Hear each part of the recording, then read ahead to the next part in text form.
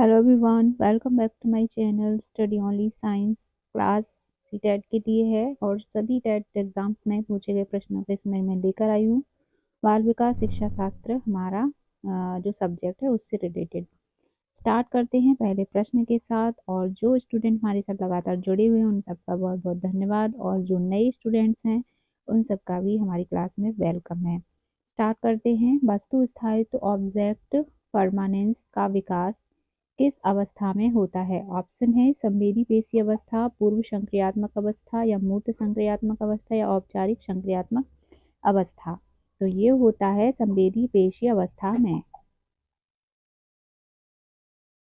अगला प्रश्न है, प्याजे के अनुसार मौजूदा स्कीमा में नई जानकारी को फिट करने के लिए उसे संशोधित करने की प्रक्रिया क्या कहलाती है?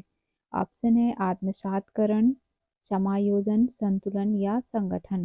तो इसका सही आंसर है उसे कहते हैं, वो कहलाती है प्रक्रिया समायोजन, एकोमोडेशन। अगला प्रश्न है, अहम केंद्रवाद जो है किस अवस्था की एक प्रमुख अवस्था विशेषता है? तो यहाँ पे ऑप्शन है संवेदी पेशी अवस्था, पूर्व संक्रियात्मक अवस्था, मूर्त संक्रियात्मक अवस्था, या औपचारिक संक्रियात्मक अवस्था। तो अहम केंद्रवाद जो है किस अवस्था की विशेषता है यहाँ पूछा गया है, तो ये है पूर्व संक्रियात्मक अवस्था की, यानी कि प्री ऑपरेशनल स्टेज इसका सही आंसर होगा। अगला प्रश्न है, कोलवर्ग के अनुसार नैतिक विकास का उच्चतम स्तर कौन सा है? ऑप्शन है पूर्व परंपरागत, परंपरागत, उत्तर परंपरागत, या सामाजिक अनुबंध। तो नैतिक विकास का उच्चतम स्तर है उत्तर परंपरागत अवस्था या स्तर। अगला क्वेश्चन है, एक बच्चा इसलिए अच्छा व्यवहार करता है क्योंकि उसे दंड का भय है, यह कोलवर्ग के किस स्तर से संबंधित है? ऑप्शन है पूर्व परंपरागत, परंपरागत, उत्तर परंपरागत, या सार्वभौमिक नैतिक सिद्धांत। तो इसका सही आंसर है पूर्व परंपरागत स्तर से संबंधित है। अगला क्वेश्चन है, दूसरों द्वारा स्वीकृत होने की इच्छा कोलवर्ग के नैतिक विकास के किस चरण की विशेषता है? ऑप्शन है दंड और आज्ञा पालन, सहायक उद्देश्य अभिविन्यास, अच्छा लड़का लड़की अभिविन्यास, या फिर कौन कानून और व्यवस्था अभिविन्यास। इसका सही आंसर होगा अच्छा लड़का अच्छी लड़की अभिविन्यास जो है दूसरों द्वारा स्वीकृत होने की इच्छा कोलवर्ग के नैतिक विकास के चरण की विशेषता है। अगला क्वेश्चन है, वाइगोत्स्की ने बच्चों के सीखने में निम्नलिखित में से किस कारक की महत्वपूर्ण भूमिका पर बल दिया है? तो ऑप्शन है आनुवंशिक, शारीरिक, सामाजिक, या नैतिक। तो यहाँ पे बल दिया है सामाजिक। वाइगोत्स्की सामाजिक मनोविज्ञान के वैज्ञानिक हैं, तो यहाँ पे सामाजिक आपको आंख बंद करके आंसर लगाना है। नेक्स्ट क्वेश्चन है, वाइगोत्स्की के अनुसार निजी भाषण प्राइवेट स्पीच क्या है? वेरी इंपॉर्टेंट प्रश्न है। ऑप्शन देख लेते हैं, यह बच्चे के अहंकेंद्रवाद को दर्शाता है, यह बच्चे के विचार को बाधित करता है, यह बच्चे को अपने कार्यों का मार्गदर्शन करने में मदद करता है, या यह एक अपरिपक्व व्यवहार है। तो यहाँ पे सी आंसर राइट हो जाएगा, बच्चे को अपने कार्यों का मार्गदर्शन करने में मदद करता है। अगला क्वेश्चन है, पाड़ यानी इसके फोल्डिंग की अवधारणा किससे संबंधित है? ऑप्शन है थॉर्नडाइक, स्किनर, पियाजे, या वाइगोत्स्की। तो यहाँ पे सही आंसर है वाइगोत्स्की। अगला प्रश्न है, बाल केंद्रित शिक्षा का समर्थन निम्नलिखित में से किस विचारक द्वारा किया गया? तो ऑप्शन है B.F. Skinner, John Dewey, Erik Erikson, Charles Darwin. तो यहाँ पे सही आंसर है जॉन डीवी द्वारा किया गया है। अगला क्वेश्चन है, एक प्रगतिशील शिक्षा में शिक्षण होना चाहिए। ऑप्शन है शिक्षक केंद्रित, पाठ्यपुस्तक केंद्रित, परीक्षा केंद्रित, शिक्षार्थी केंद्रित। आंसर सही है शिक्षार्थी केंद्रित।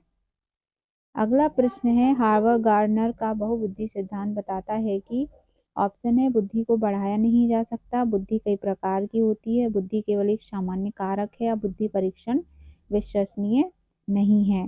तो इसका सही आंसर है बुद्धि कई प्रकार की होती है। अगला प्रश्न है, निम्नलिखित में से कौन सी गार्डनर द्वारा प्रस्तावित एक प्रकार की बुद्धि नहीं है?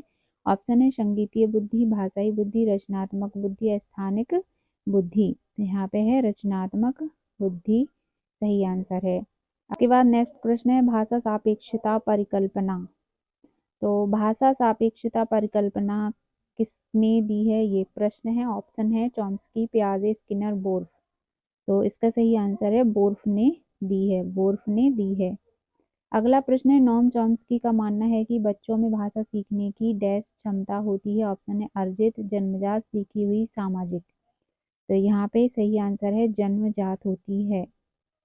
अगला प्रश्न है, कक्षा में लैंगिक रूढ़िवादिता से बचने के लिए एक शिक्षक को क्या करना चाहिए। ऑप्शन है लड़कों को जोखिम उठाने और लड़कियों को विनम्र होने के लिए प्रोत्साहित करना, लड़के लड़कियों को गैर पारंपरिक भूमिकाओं में रखने का प्रयास करना, केवल लड़कियों के लिए प्रतियोगिताओं का आयोजन करना, या केवल लड़कों को शारीरिक कार्य सौंपना। तो शिक्षक को क्या करने से बचना चाहिए। तो यहाँ पे जो है सही आंसर है लड़के और लड़कियों को गैर परंपरागत भूमिकाओं में रखने का प्रयास करना, यानी कि सभी को एक समान देखना। अगला क्वेश्चन है, लिंग डैश का एक उदाहरण है। ऑप्शन है सामाजिक संरचना, जैविक निर्धारण, शारीरिक विशेषता, या जन्मजात गुण। तो इसका सही आंसर है सामाजिक संरचना।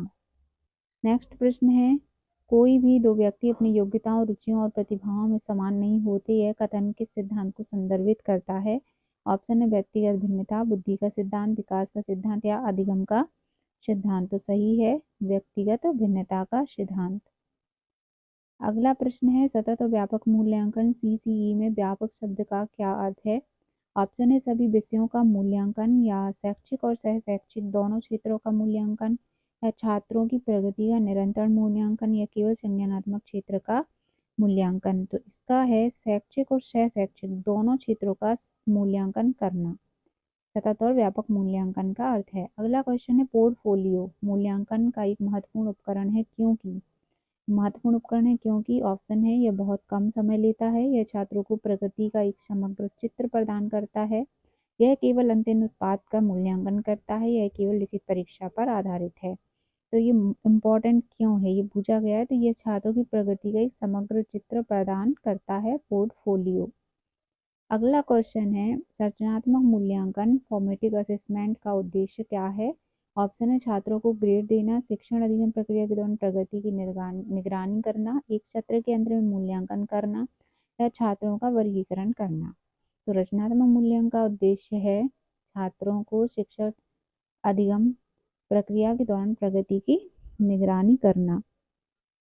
इसी तरह अगला क्वेश्चन है, एक समावेशी कक्षा में शिक्षक को क्या करना चाहिए। ऑप्शन है केवल प्रतिभाशाली छात्रों पर ध्यान देना, यह विश्वास करना कि प्रत्येक बच्चे में अपनी क्षमताओं के अनुसार सीखने की क्षमता है, विकलांग छात्रों के प्रति दया का भाव दिखाना, छात्रों की उनकी क्षमताओं के आधार पर अलग करना। तो यहाँ पे सही आंसर है बी ऑप्शन, यह विश्वास करना कि प्रत्येक बच्चे में क्षमताओं के अनुसार सीखने की क्षमता होती है। अगला प्रश्न है, वंचित वर्ग के छात्रों को सामान्य छात्रों के साथ पढ़ाना डैश कहलाता है। ऑप्शन है विशेष शिक्षा, एकीकृत शिक्षा, समावेशी शिक्षा, अपवर्जक शिक्षा। तो इसका सही आंसर है समावेशी शिक्षा। अगला प्रश्न है, एक प्रतिभाशाली छात्र वह है जो अपने निर्णयों में आत्मनिर्भर होता है, शिक्षकों से स्वतंत्र होता है, अंतर्मुखी स्वभाव का होता है, अपनी जरूरतों को दृढ़ता से व्यक्त नहीं कर पाता है।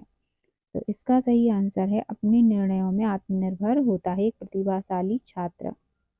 अगला क्वेश्चन है, सीखने की वह अवधि जब सीखने की प्रक्रिया में कोई उन्नति नहीं होती है कहलाती है। ऑप्शन है सीखने का वक्र, सीखने का पठार, स्मृति, या अवधान। तो इसमें हो जाएगा सीखने का पठार कहलाती है, सीखने का पठार यानी कि लर्निंग प्लेटू। अगला क्वेश्चन है, थॉर्नडाइक का प्रभाव का नियम लॉ ऑफ इफेक्ट क्या कहलाता है। कहता है ऑप्शन है संतोषजनक परिणाम वाले व्यवहारों को दोहराया जाता है, अभ्यास से सीखना मजबूत होता है, सीखने के लिए तत्परता आवश्यक है, सीखना अंतर्दृष्टि से होता है। तो ये कहता है कि थॉर्नडाइक का जो प्रभाव का नियम है वो कहता है संतोषजनक परिणाम वाले व्यवहारों को दोहराया जाता है। नेक्स्ट प्रश्न है, स्किनर का क्रिया प्रसूत अनुबंधन यानी ऑपरेंट कंडीशनिंग सिद्धांत डैश पर आधारित है। किस पर, पुनर्वलन, अनुकरण, अंतर्दृष्टि, या आवश्यकता। तो ये आधारित है पुनर्वलन पर आधारित है। और नेक्स्ट प्रश्न है, आंतरिक अभिप्रेरणा का एक उदाहरण है प्रशंसा प्राप्त करने के लिए पढ़ना, ग्रेड के लिए पढ़ना, जिज्ञासा के कारण पढ़ना, या दंड से बचने के लिए पढ़ना। तो आंतरिक अभिप्रेरणा जो है वो उदाहरण है जिज्ञासा के कारण पढ़ना। अगला क्वेश्चन है, मैस्लो की आवश्यकता पदानुक्रम सिद्धांत के अनुसार सर्वोच्च आवश्यकता कौन सी है? ऑप्शन है सुरक्षा की आवश्यकता, सामाजिक आवश्यकता, सम्मान की आवश्यकता, आत्मसिद्धि की आवश्यकता। तो यहाँ पे सही आंसर है आत्मसिद्धि की आवश्यकता। अगला प्रश्न है, विकास कभी न समाप्त होने वाली प्रक्रिया है या विचार किससे संबंधित है? ऑप्शन है अंतर संबंध का सिद्धांत, निरंतरता का सिद्धांत, एकीकरण का सिद्धांत, एकरूपता का सिद्धांत। कई बार पूछे जाने वाला प्रश्न है निरंतरता का सिद्धांत। इसका आंसर है जो विकास कभी समाप्त नहीं होता है वो निरंतरता के सिद्धांत से संबंधित है। यहाँ पे हमने 30 ऑफ 30 क्वेश्चन कंप्लीट किए। इसी तरह के प्रश्न आपको सीटेट में देखने को मिलेंगे, पेपर 1 या 2 हो तो। सीडीपी का आपका जो पूरा संपूर्ण सिलेबस है वो इसमें आपको पेडागोजी कंप्लीट कराई जा रही है। तो इसी तरह हमारे साथ बने रहिए, मिलते हैं नेक्स्ट क्लास में।